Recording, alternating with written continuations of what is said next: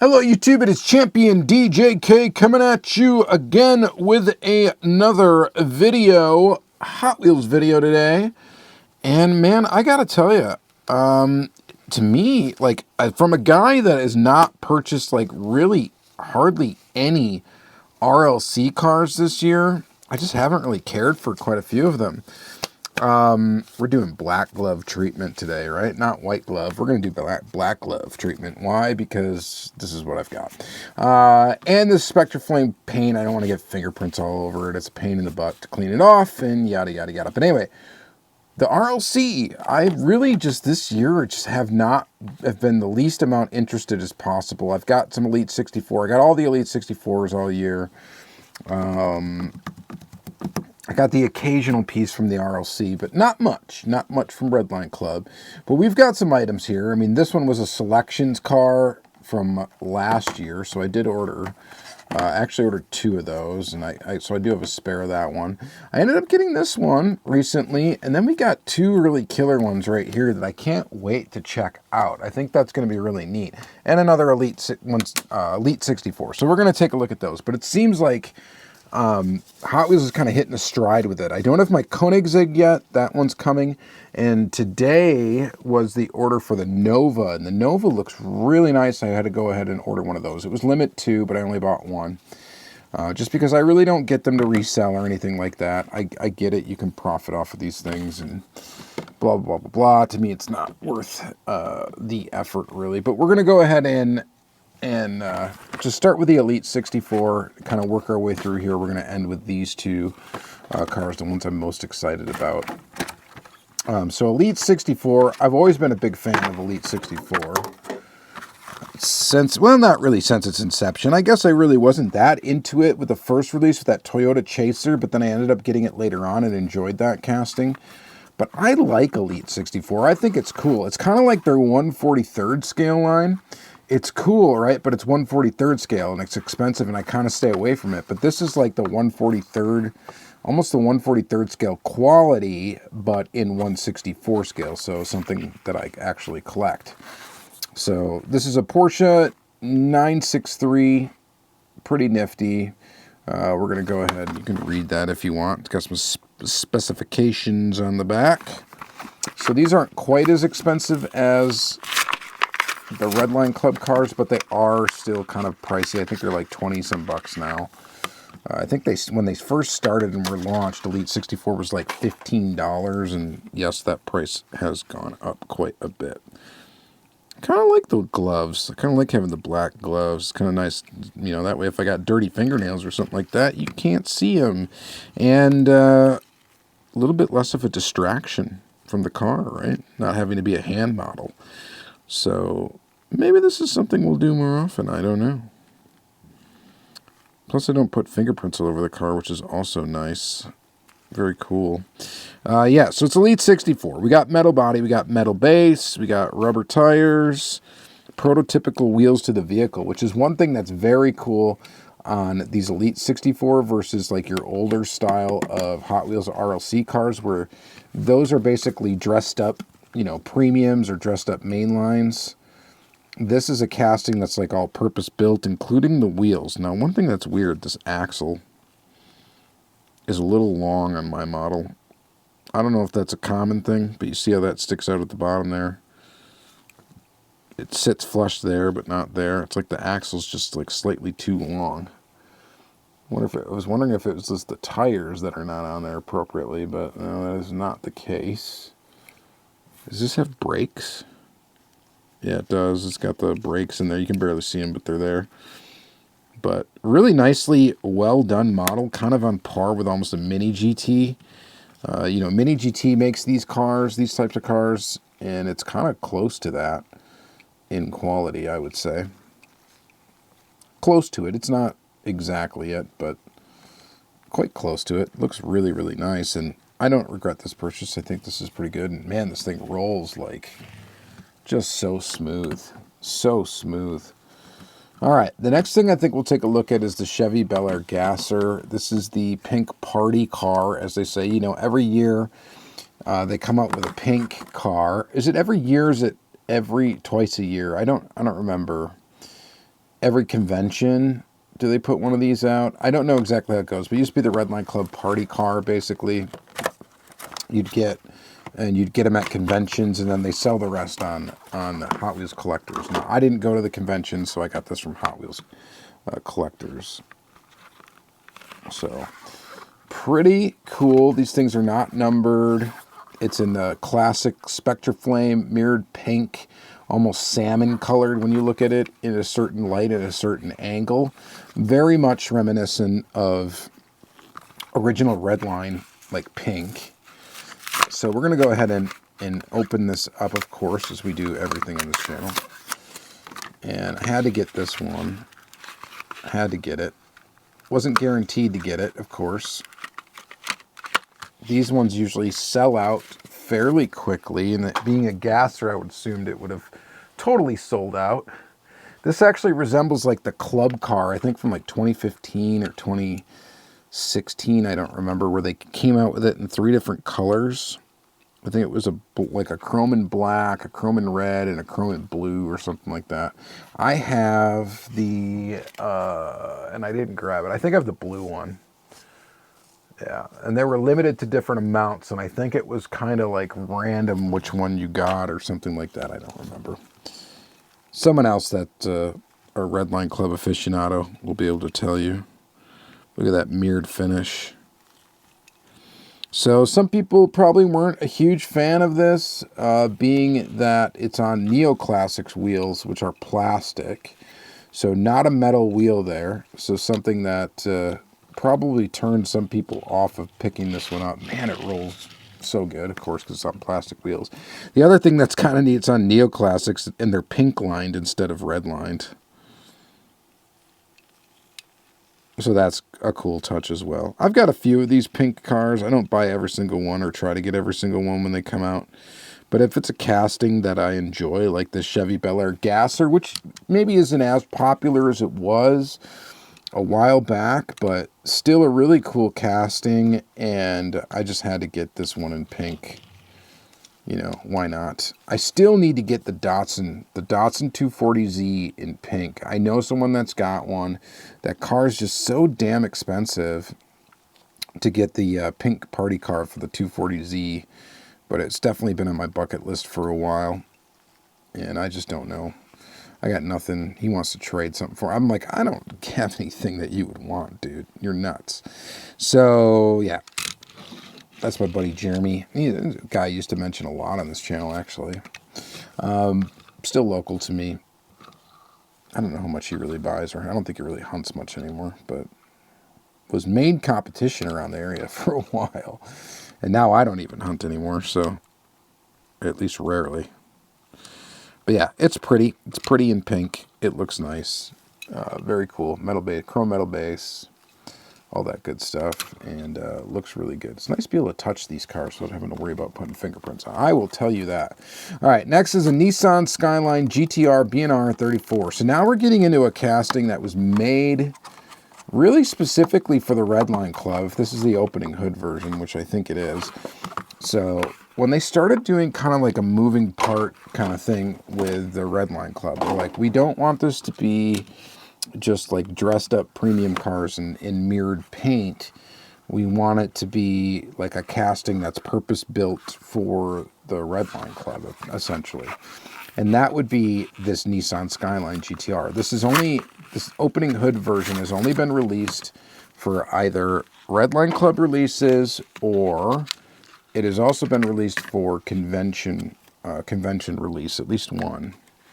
And I think I've got this in every version except for the yellow convention model. I think. I'm not 100% sure. I know I've got the blue one. I know I got the purple one.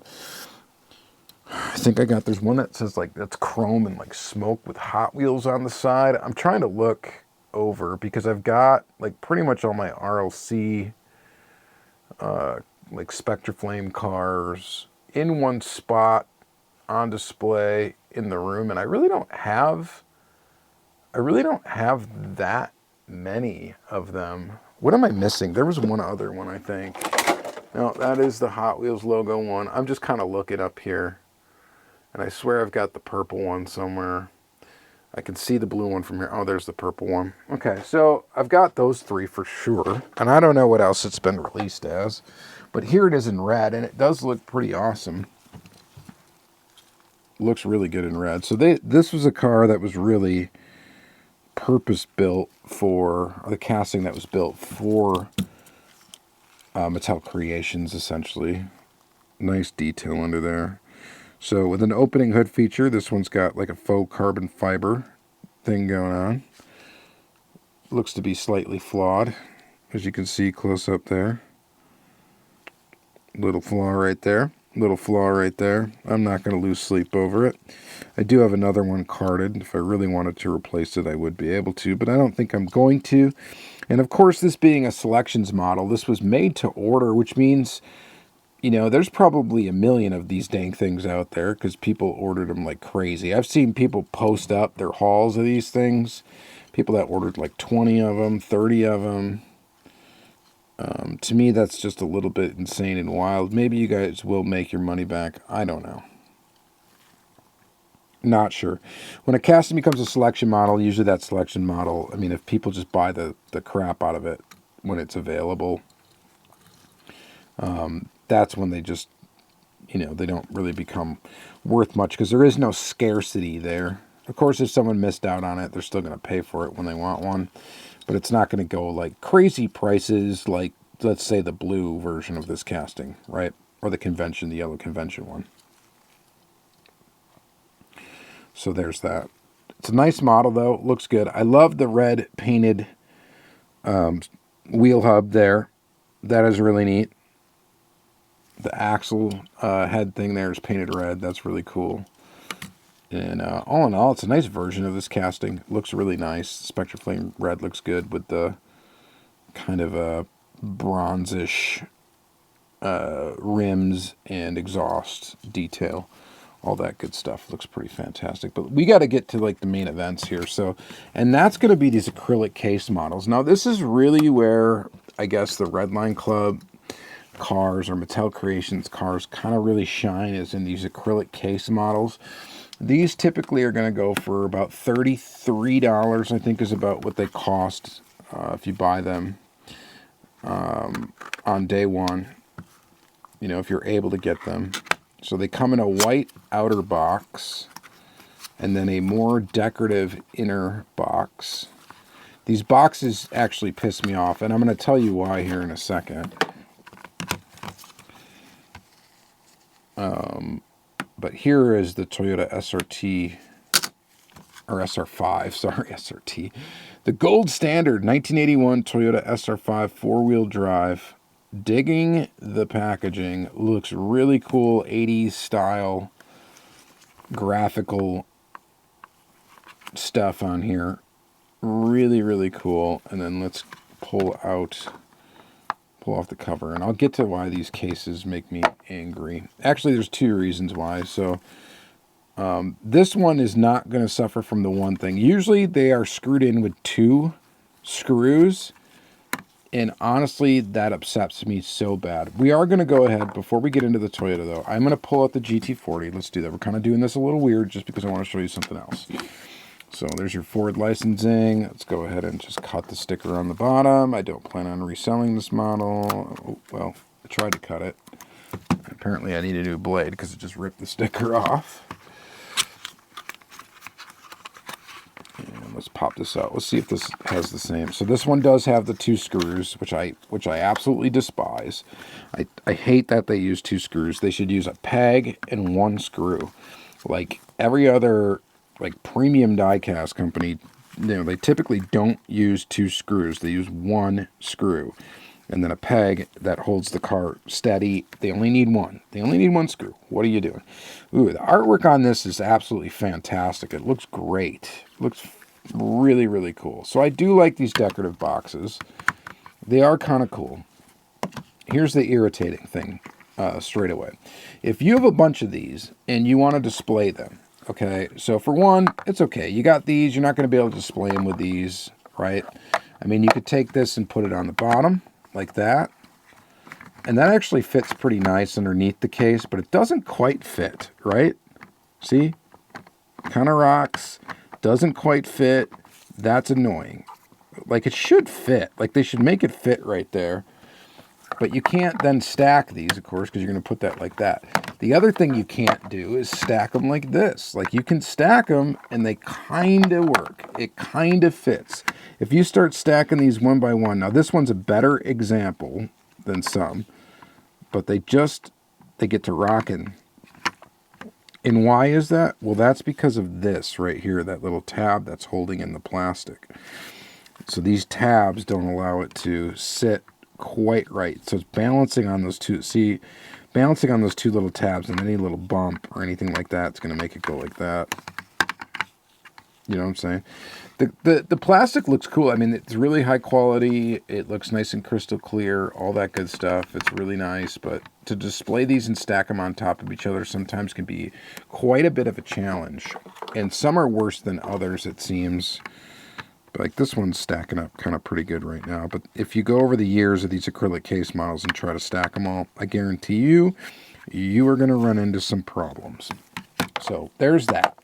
Just wanted to get that out of the way. Mattel, poor design. You should definitely figure out a way, and I don't know how necessarily you would do it, that you could stack these on top of these, and then maybe on another one that didn't fit over the top of this, or some sort of solution, or just being able to stack these perfectly would be really good. Okay, just something to think about for you, I guess. We're just go ahead and cover this one back up, because we are going to go into the Toyota truck first. So here's our 81 Toyota SR5 four-wheel drive. And now this is only no screws. I like that. And then it's held in by blisters, right? Like this. So this will be easy to take in and out of the package, which I really quite enjoy. You kind of just put that stuff in there. You can store it like that. You can store that back in the white box. Same thing with these. If you're not going to use these, you're going to stack them on display. You can store these back in the white boxes, and then put those somewhere else in another box somewhere. Boxes upon boxes. So let's check this bad boy out. We got some like camber on the wheels, which I don't know if I was expecting. Would be cool to get suspension on these things, but you don't get that. You know, it's a nice looking model. I'm not going to say I'm really all that crazy about it. I thought for some reason the wheels like turned or something. Or maybe that it had suspension. Something like that would have been really cool, but no, they gave it like some camber to make it look kind of like it's got some sort of suspension almost. The side mirrors are like a hard plastic. They look pretty good. I think this thing is a fold-down tailgate, and yes, it does. That is one feature on a pickup truck I just don't care about in diecast. Do we really need this to fold down? Like, what benefit does that give you at all, right? Like, on a model like this, like, I think about that with, like, the Auto World Chevy square body trucks, which I really like those trucks. I mean, they're great. They're cool. But they have that fold-down tailgate, and if that bumper's not aligned perfectly, the tailgate kind of flops around, and it's hard to, like, keep up in the right position. So it's like, it's almost better off just close the dang thing off. Do we really need a folding tailgate? I don't think it really matters. But we do have an opening hood, and that's a feature I've kind of always enjoyed. You got, as long as it sits nice and flush. There's our engine detail underneath there. And while I'm liking this model a bit, I'm going to tell you that engine detail is not great. No. And then could someone tell me what this little silver thing is? I know it's there on purpose, and it's not a flaw in the casting, because I've seen it in the pictures for this casting, unless I got the very one that they took pictures of. What is that? Is that supposed to be just like a hood release or something? Like, what is that representing right there? That little, you see it, that silver thing right there. What is that? What is that representing? So I feel like I'm ragging on this thing a little bit. I was excited for it somewhat. I thought it would look cooler than this, though. Kind kind of feel cooler than this, but it does look good. It does look good, but I just don't think it's going to compare to this GT40 that we're about to look at. The opening hood is nice. I mean, it opens and it shuts. And what else can you ask for? The gaps, obviously visible. It's painted white. And then the engine detail, though, is... I don't know about that. Was that Mazda RX-7? I think that everybody made fun of the engine detail because it looked like all blobby in there. Kind of looking the same way there for this model. But overall, fit and finish, it looks pretty good. It looks pretty good. So far, my favorite model is this one, the Elite 64, the least expensive. All right, but I think it's going to get trumped by this. So this is the Ford GT40 MkII. Check that out. You can read the back there if you want to. Imagine getting behind the wheel of that. Only 105 were produced. Yeah, buddy. So let's check this guy out. So same acrylic case format, of course, that we just complained a bunch about. Pop that out. That's the other thing. These can be tricky sometimes to get out. You got to kind of like pinch in. Sometimes they're a lot easier than others. And this one, I don't know. Are we just going to skip it? No. I just want to break the damn tab off, to be honest with you. I'm not going to. Some of them are really hard. Because manufacturing, these don't all end up the same. Some of them are really easy to pull out. Some of them are not. All right, here's our casting. First impressions. It looks quite detailed, and I think I'm going to quite like it. Other first impression is I think it's a little bit bigger than 1/64 scale. I'm going to guess that it is. Let's go ahead and try to unscrew it. The other thing is Hot Wheels likes to torque these dang screws down. I mean, like, seriously torque them down. And I'm going to be even more irritated.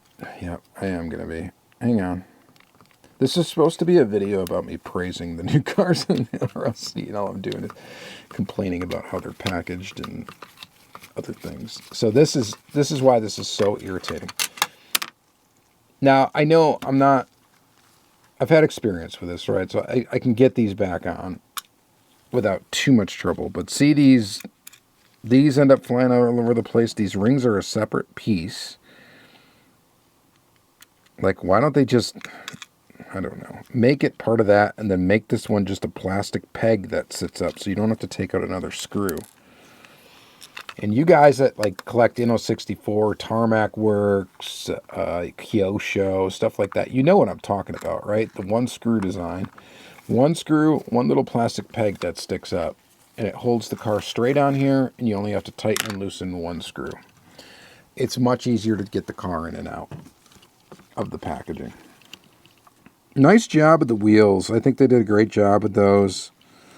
Wheels are made specifically for the vehicle. That's great. Paint looks pretty awesome. It's like not Spectraflame, but it's very, at least I don't think it is. It's a very, very, or mirrored finish. Just a very, very glossy black, which looks quite fantastic. Here's the base. Of course, we got rubber tires, and those wheels look really good. And then this one's going to have the opening engine compartment with actually quite a bit of detail in there. Now, that's not just blotchy, painted whatevers. That actually looks really, really good. Quite fantastic indeed. So this is a really nice model, and this one's easy to get. And the other thing was, what's been interesting about the RLC is, like, I've been ordering stuff now lately. The last couple, you order it, and it shipped.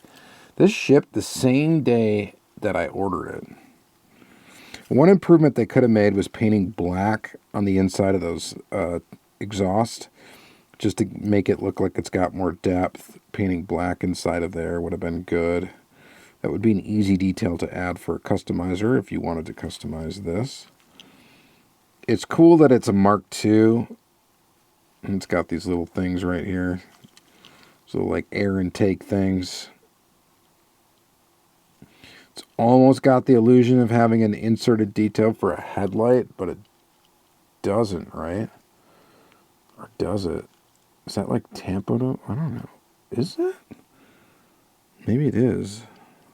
No, it's not. It's just tampoed over. Sharply tampoed over. No inserts.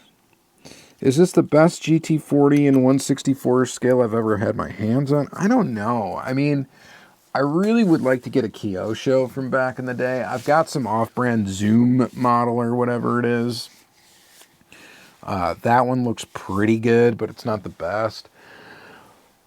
Of course, my boys Auto World did a GT40, and I feel like we have to grab it. Like, I've just got to, right? Like, we've gotta... Could do a little compare, which I should have prepared for this by doing this, but I didn't. Sorry about that. I think this one, which one was the Mio exclusive, the original one? It's one of these two. No, that one's got the blue. I think it's this one right here. Yeah, it's this one right here. I actually got an ultra red of this too. Might as well pull them both out to look at it, because if you guys are watching this, you like Hot Wheels, you probably like chases and stuff. So now this is a Ford GT. I think this is a Mark II, actually, is what this... They just label it as a Ford GT40. But I think it is actually supposed to be the Mark II. Yeah. And so this is your Auto World version of it. You know, it looks pretty nice. It's not as... you don't have like the opening features or anything like that, but you can tell that this is true 1/64 scale versus the Hot Wheels, and look at what the difference is in size. This is almost probably 1/55th scale compared to this, which is actually 1/64 scale. So this is actually going to be 1/64 scale. That's going to be like almost 155 or 150th. Not 150th, probably 155 is probably the scale on it. So the same car, right? Goodyear tires, all that good jazz. So I guess the question is, I mean, this one might be a little expensive because it's a Mio exclusive. It was very limited. This Ultra Red is like super expensive for this. I got it when it first came out.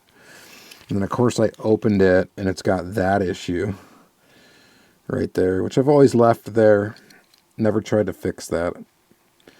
Just left it. I don't know, maybe I could fix that with the needle nose pliers and rubber bands or something, but I guess I'm just not going to screw with it. But there's your Ultra Red. That's very, very limited. That's a hard one to get.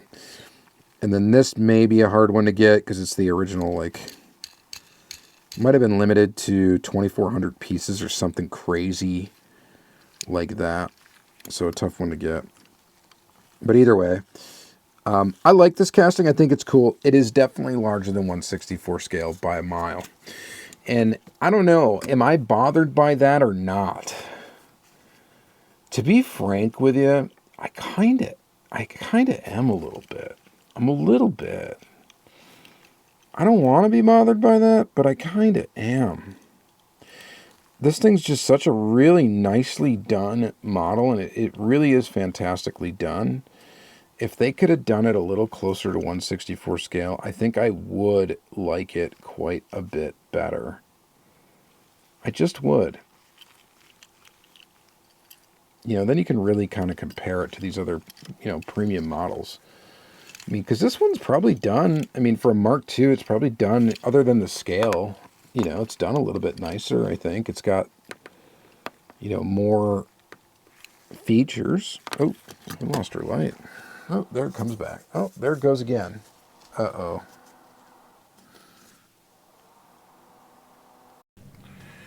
Well, I think my light overheated there for a second. I don't know what's up with that, but we're going to have to wrap this video up. Yeah, before the light goes out again. I'm going to troubleshoot that. But anyway, I don't know. This is really cool. Yes, it is. Would it be cooler if it was kind of 1/64 scale? I think so. I think some people aren't going to care, and that's fine. You don't have to.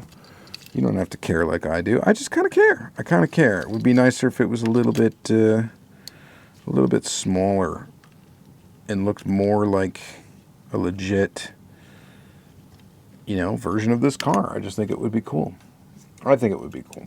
Maybe you guys don't care, but like, really a Ford GT40 should be much smaller than a Toyota truck, okay? And as it stands right now, I mean, the Ford GT40 is longer than this truck, and that's just not accurate at all. So, RLC, am I excited about it? Some of the models, yes. The Nova I just ordered today I think is going to look really cool. I do think these two models are pretty darn cool. I like this old school stuff like this. I think that's neat. This casting's just a winner, like no matter what. And this is actually probably pretty close to 1/64 scale, by the way. And then this is definitely close to 1/64 scale. So, quite good. This is good. This actually might be the best model here. Dare I say it. So you guys let me know what you think in the comments down below. Thank you guys very much for watching, and have yourself an excellent day. We'll see you in the next one.